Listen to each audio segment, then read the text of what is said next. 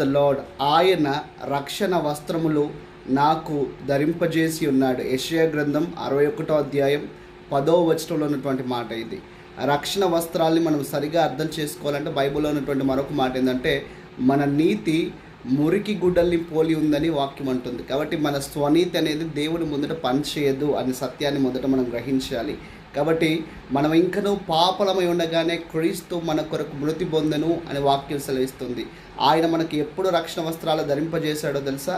మనం పాపలమై ఉండగానే, అనగా ఆయన మన స్థానంలో మనకు బదులుగా మృతి పొంది మనల్ని నీతిమంతులుగా తీర్చాడు. ఈ రక్షణ వస్త్రాలు ధరింపజేయడం ద్వారా మనము నీతిమంతులుగా మార్చబడ్డాం. అంత మాత్రమే కాదు, మనం పరలోకానికి వారసులుగా చేయబడ్డాం. క్రీస్తు వారసులుగా మార్చబడి ఆ తర్వాత పరలోకమునకు వారసులుగా చేయబడ్డాం. మరి ఆయన నీకు రక్షణ వస్త్రములు ఇచ్చి ఉండగా నీకు నీ భౌతిక అవసరాలు తీర్చలేడా? ఈ మాట ఒకసారి గమనించు.